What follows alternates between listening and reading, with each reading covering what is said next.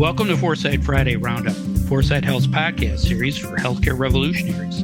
Outcomes matter, customers count, and value rules.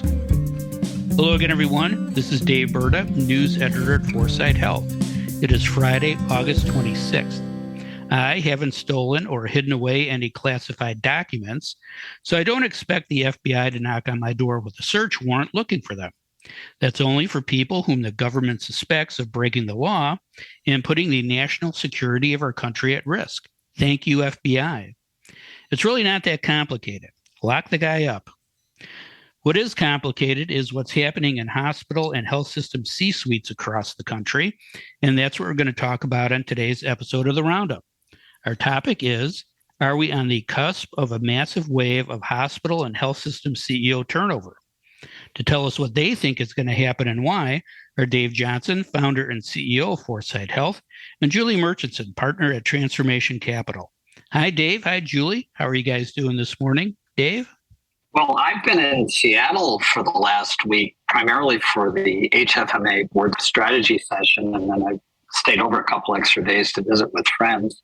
Fantastic weather. The week began with hiking in Mount Rainier National Park and ended last night with dinner on a boat in Lake Washington. The view from Lake Washington of downtown Seattle is just magical. Julie, I'm sure you see that all the time. And it's back to Chicago today, so I'm doing great. Yeah, great. Sounds like a great time. Safe travels, Dave. Thanks. Julie, how are you? I am suffering from a lot of jet lag and complaining teenagers who had too much art and history shoved down their throats. So I'm excited to just have a little alone time. That's great. Welcome back. They'll thank you one day, Julie. They will. I assure you that. I hope so. It was painful. Yeah, not until like mid to late 20s. Now, before we talk about CEO turnover, I wanted to ask you about how far off the grid you guys were on your recent vacations. Dave, you had a lengthy staycation and then a trip to Michigan. Now you're in Seattle. Did you do any work? Did you check email? Did you respond to work text, or were you totally checked out? Dave, I hardly remember vacation. It's been all work and no play for DJ. I do remember that Terry and I celebrated our 38th wedding anniversary at our happy place in Michigan, watching the sunset over Lake Pacatawa and listening to two dudes in flip-flops, my favorite group. And we only used our phones there for pictures. So I think I unplugged a little bit. At least I hope I did. I can't remember. You are back from vacation. That's a real tell. Julie, how about you? When you were in Italy, were you totally unplugged, partially unplugged, or totally plugged in?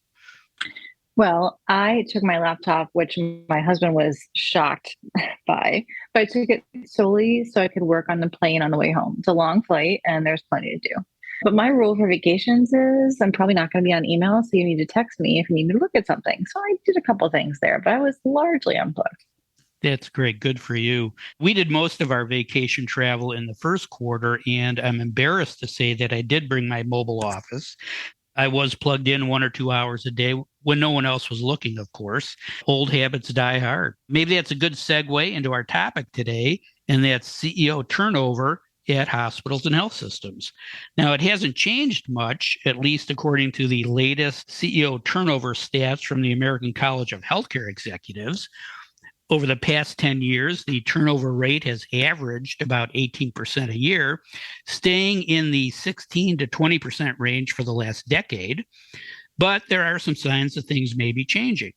62 hospital CEOs left their positions through the first 6 months of this year, compared with 42 over the same period last year, according to the latest CEO turnover report from the search firm Challenger, Gray, and Christmas. You know, I do think that firm gets a lot of publicity just because of their name. Don't ever change.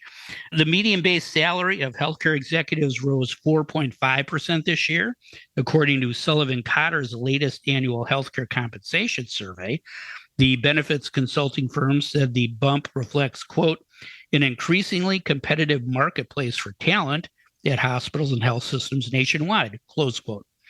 And the resignation that caught everyone's attention, Mark Harrison quitting as president and CEO of Intermountain Healthcare, one of the country's leading health systems, to become a venture capitalist. To me, that's like quitting as head football coach at Notre Dame to what? Run a fast food chain? I'm not sure what the second half of that analogy should be. Dave, Julie, maybe you could help me out there later. Anyway, Dave, what do you think is going on? Is this an aberration or a trend? If it is a trend, what's behind it? And what does it ultimately mean for the progress toward value-based care? Well, I admire Mark Harrison enormously. Cancer survivor, courageous leader. It really is quite a statement that he's leaving to go into the venture capital world. On a related note, I'm writing the preface for Steve Klasko's new book, Staying Alive. Part of that is about how hospitals and health systems can stay alive. Klasko is the former CEO of Jefferson, who retired at the end of last year, and Steve's going to be Mark's running buddy at General Catalyst. Ron Paulus, former CEO at Mission Health, is also there. They're all new age healthcare leaders. I'm very curious to see what they're going to do, but it speaks to the fact that a lot of the vision, energy, talent is jumping ship. And I think that's reflective of a much broader, almost existential question for the leaders they're leaving behind. The adrenaline's run out from responding to COVID. They're losing, in some cases, hundreds of millions of dollars from operations. There doesn't seem to be any more incremental funding coming from the government. Many are ditching value-based care and population health, where a lot of energy has been focused these last few years to focus on the core business, hospital operations. That's where the money is. Amy Compton Phillips describes this repositioning strategy as taking the horses back into the burning barn. It must be very dispiriting, and it does speak to this larger issue, almost a crisis of confidence in the leadership vacuum. The leaders that remain know the system's broken. Hospitals, and we've been talking about this for years, are asset heavy and often with crappy assets. Public sentiment seems to be turning against them in many respects. They're forced to double down on failing strategies. It feels like there's no passion left for that. And on top of everything else, there's this sense of a quitting culture or presenteeism that those that are staying are just kind of checking out and doing the basics. Contrast that to the HFMA, where we had our strategy session this week. HFMA, 90,000 members in finance. Its beating heart historically has been revenue cycle.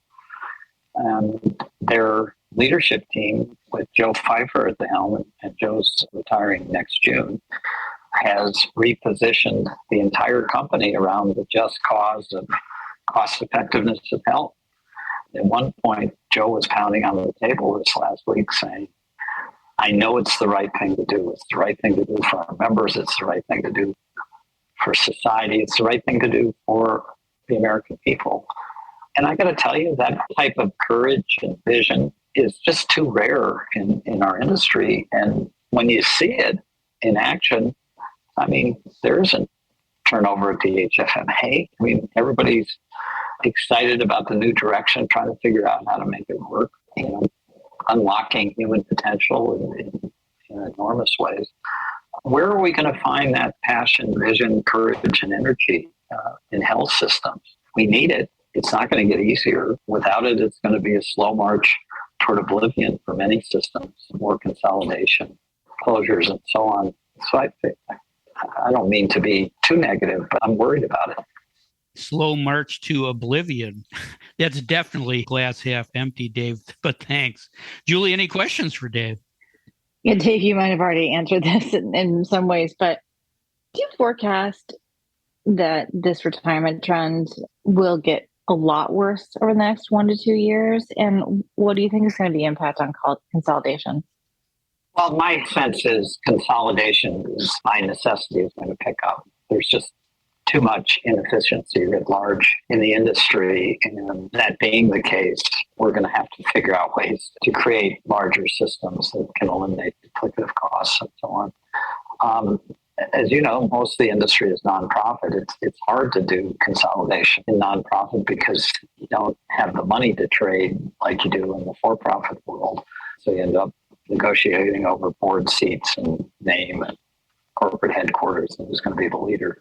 Given that pressure, it wouldn't surprise me at all that the pace of retirements, resignations, increases, like it has been, and maybe needs to.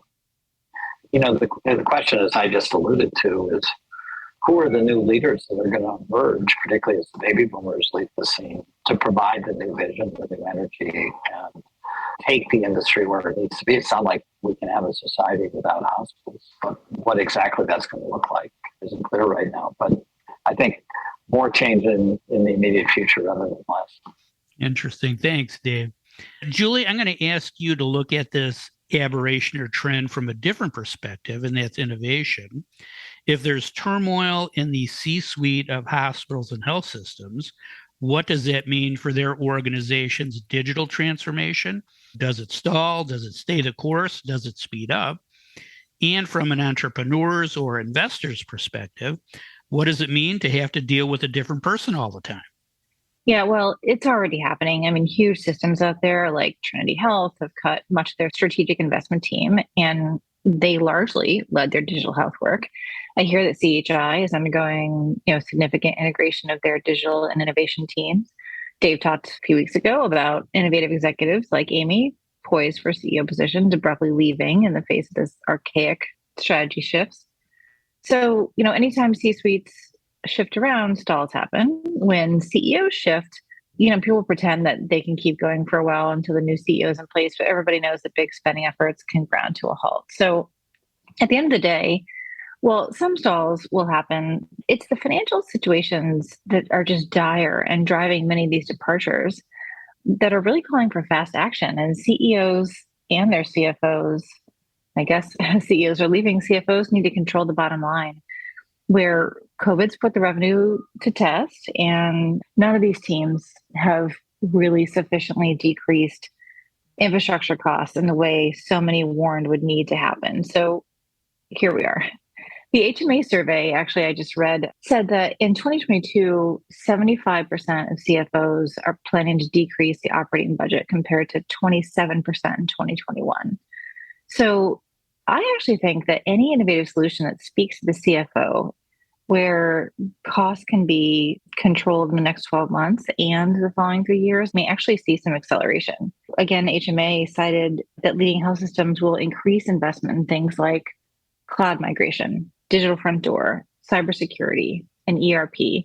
And there's probably only one or two of those I would classify as true innovation, but there's certainly technology-driven efficiency, and that's good. What's difficult to watch, honestly, is that solutions that could truly shift business models in the way that we talk about here all the time will fall out of favor because of the return of the old unsustainable business models. And, it goes without saying that it's a nightmare for entrepreneurs. Hard stop. Not only do they lose their contacts they've been talking with, but they're forced to rethink their value proposition in ways that are probably not, as fulfilling as they could be. And while this can be healthy, of course, it runs a risk of massive truncation. So there's a lot of that out there. Interesting. Who you're targeting with your value proposition. Thanks, Julie. That's great. Dave, any questions for Julie? Always have questions for Julie. Dave, you referenced Mark Harrison's resignation, which caught many of us by surprise from Intermountain. And in his letter, he had this quote, "I want to take the opportunity to have maximum impact on the evolution of healthcare toward value. Toward that end, I would start a revolutionary healthcare platform company with General Catalyst, the most socially responsible venture capital company in this space." I guess, Julie, what do you think about this announcement? And secondly, if Mark were to ask you, and he very well may, how would you describe the necessary components of a revolutionary healthcare platform? Well, we might need a whole other podcast just to talk about what a revolutionary healthcare platform might look like. But I actually think the Mark Harrisons of the world are the silver lining of this story. Because just think of what those executives, like Mark and so many pondering retirement right this very second, can do as leaders of innovative companies and advisors and board members.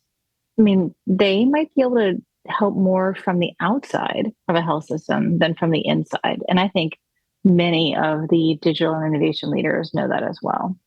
So I think Mark stepping out and doing this, first of all, is probably pretty consistent with his personality in general. And second, he can do a lot of good. Now, what revolutionary means today, I think is a little bit, I don't want to call it scary, but revolutionary, there are a lot of revolutionary solutions out there that need to sell into the current business models. And Mark's statement about revolutionary makes you think this big new thing that's going to solve all the problems, the easy button. And, unless he's planning on starting something that basically competes with what Amazon's doing with medical or, some of the larger platforms, revolutionary needs to be able to be sold into the current system. And, whether it's consumer-centered platforms or any host of different kinds of solutions that don't quite exist today in a way that's efficient for health systems, it's going to be hard to scale anything right now. So you could do more outside than you can inside. That's a really great insight into how the healthcare system works. Thanks, Julie. The only thing I'll add to the conversation is a story I assigned to a reporter way back in 2004 about all these hospital and health system CEOs retiring in their mid-50s, usually at the age of 57. Kind of like rock stars dying when they're 27. It was a trend. I think our conclusion was, the getting is good. Why stick around and get fired? If you have a target on your back, once you get into your mid-50s, that's when someone up the chain thinks they could hire 2 or 3 of you for the same price and get better results. But it never works, does it? Dave and Julie, your ideas will never go out of style. Now let's briefly talk about other news this week. Julie, what other news broke this week that we should be talking about? Well, it's hard to close a week without talking about how Amazon is closing Amazon Care. And I was sort of stunned, honestly, by the amount of chatter on social about this and people that were shocked by this, because I looked at this and said, oh, this is, Amazon practicing the traditional fail fast mentality. And I think that's what it is, honestly. I don't know if you guys have looked into the history of this, but Samuel Beckett is the one that first coined the try again, fail better mantra. And I think what Amazon is doing is they're just learning how to either fail better or maybe finally succeed. We'll see. Interesting. Thank you. Dave, any other news come across the wire that caught your attention? The only thing I'd add, and I agree with the failing fast and so on, is I took it as good news because it clears the way for One Medical to be the primary model that Amazon brings into the marketplace. And as we talked about a couple of weeks ago, I'm very bullish on the One Medical model, combined with the Amazon capital, tech, patience, and scale, right? I take that as largely goodness. And I guess, Julie, like you, I've been a little surprised at sort of the reaction of, this means Amazon's getting out of healthcare kind of sentiment that's out there. But as we know, anything Amazon does amps up the blogosphere. So I wouldn't be surprised if we do yet another program on this in the not too distant future. Right before we got on, I did check the news, and I don't know if you guys saw this, but Moderna is suing Pfizer for patent infringement over COVID vaccines. Whoa. Now that's something. Right? I mean, I don't know if I would have predicted it, but it's very pharma-like behavior. So thanks, Dave, and thanks again, Julie. That is all the time we have for today. If you'd like to learn more about the topics we discussed on today's show, please visit our website at 4sighthealth.com. And if you follow our show on Apple Podcasts or your favorite streaming service, you'll get notified each time a new episode is available. And don't forget to tell a friend about 4sight Friday Roundup. Subscribe now and don't miss another segment for the best 20 minutes in healthcare. Thanks for listening. I'm Dave Burda for 4sight Health.